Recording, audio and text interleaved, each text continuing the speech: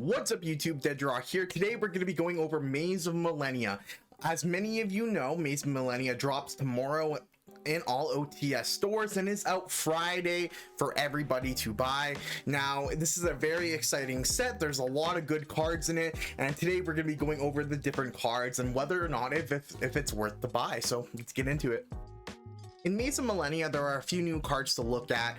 We're going to go over them. One of them is going to be Bonfire. This adds a level 4 or lower pyro monster from our deck to our hand. This is really going to help with the Snake Eyes engine and going to be really good in the future. It's really good right now, but in Phantom Nightmare, we get Populous. That's going to be a card that can special summon itself when it's added to the hand, except by drawing it.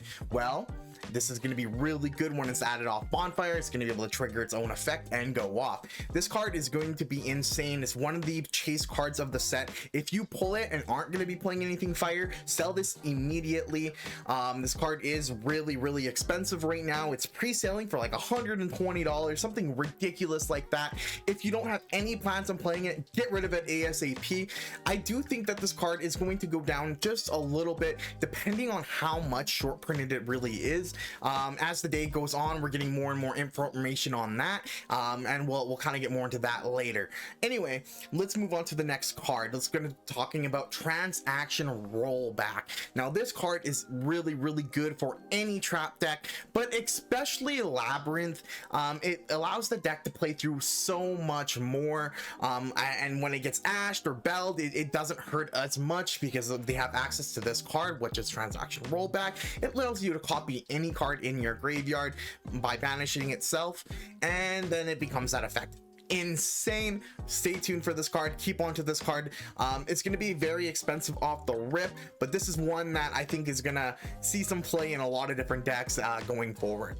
Some new other cards as well is the Harmonic Synchro Fusion. This card is a really good card that's going to see itself in a lot of rogue strategies and a lot of those tier 2-3 decks.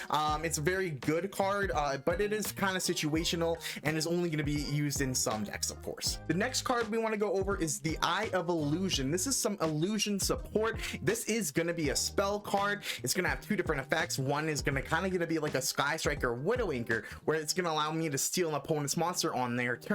This card is going to see some play in some decks. Stealing a monster and then fusing off it with it, like with Chimera Fusion or something like that, can be a really good strategy to help get rid of your opponent's monsters. Well, also making something like Guardian Chimera, which is going to pop more things on their board while you simultaneously draw cards. I think that this card is going to see some play. I don't see it being too expensive.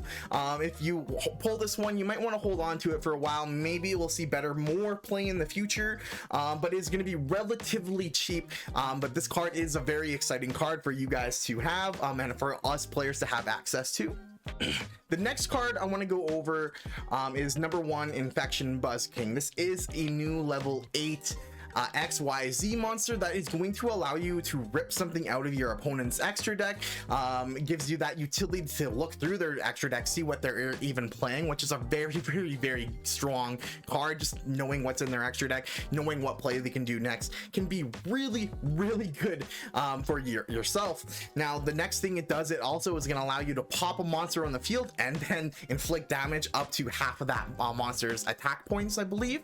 Now a destruction, an extra deck rip, and some time playing. This card's pretty solid, and this is one that you would probably want to get and just hold on to. It's going to be seeing some play in the future. Is a pretty solid XYZ that is very generic. And then the last individual card I really want to talk about today is Triple Tactics Thrust. This is the reprint, the big reprint that we weren't really expecting, and we weren't knowing that it was going to happen. Now, I think that this is a really good reprint for the game. I think having access to cards like Thrust is very important. If you guys didn't know, in OCG, it's actually accessible as rare, and I do think that having cards more accessible to us players is just a better thing for the game. So having Thrust is great. Now it is kind of looking like it is short printed. Apparently there is looking like a short print. It's looking very low. So that might keep the price up. So right now, if you have your secrets, I would recommend probably holding on to them, since it's looking like Thrust is short printed in the TCG set of Maze. Now I think that holding on to your secrets and stuff like that, because they shot right down, they are going to slightly go back up. I don't really see them going higher than like 70 USD for a secret, but you know, it can vary, so who knows. Maybe it goes down, maybe it goes up. I'm personally saying if you have secrets, I would hold on to them just for a little while, or you know, upgrade into ultis. That's probably the best way to, you know, keep your value in your money. But besides that, those are some really exciting single cards that we wanted to talk about today. Some of them obviously work with other things. Now let's kind of get into the strategies of the set that I want to go over, and some support. So there's a few support archetypes in the set that I want to go over. First off, we get the ultimate flame swordsman support, or the ultimate flame swordsman, as you guys can see the fusion monster here on screen. Now this is you know, it's not going to be the best strategy. You're not going to be winning event after event with this strategy. Now it's a good one to pick up because flame swordsman ultimately is a very collectible you know, monster in the game. So I think that, you know, having this as a collectible standpoint is really good, but I don't think the deck's gonna do a whole lot. Though, is the strategy okay? The strategy is decent. Maybe you might be able to get a few rogue wins, maybe a regional win, maybe like a smaller regional or something like that, like a top or something. I don't know if it'll win, but it is a deck that you can play and have fun with. It has some pretty strong cards in it, but it's not like anything insane, or it's not gonna, you know, destroy the meta or nothing like that. Yeah. The next strategy I want to talk to you guys about is Earthbound. Now this one has had a tiny little bit of hype around it.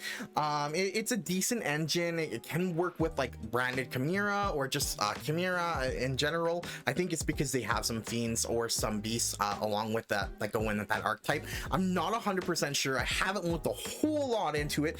It's kind of word of mouth at this point, but I do think that the Earthbound Immortal stuff is a pretty good engine that can work with certain decks, so that's kind of exciting. The next one we want to talk about is some people really like the full armor XYZ. There's some support, I believe maybe some reprints as well. That's something you guys can look into. I don't really know a whole lot about the deck. It's not really on my radar, I'll be honest with you, but I do think that there's probably some good cards that I should look into for that deck. Now the last thing we want to go over in the last of this set is that there are some really good reprints in here, as we talked about Thrust, but also you can basically get a whole rescue ace deck here to be able to play. You're missing a few things like Impulse and a few cards here and there, but realistically them reprinting this in this set is really good. They're reprinted as supers. It's going to be easier to get than it was in the Pearly set, so that is really exciting. Having access to like a tier 1 deck, having access to the tier 1 cards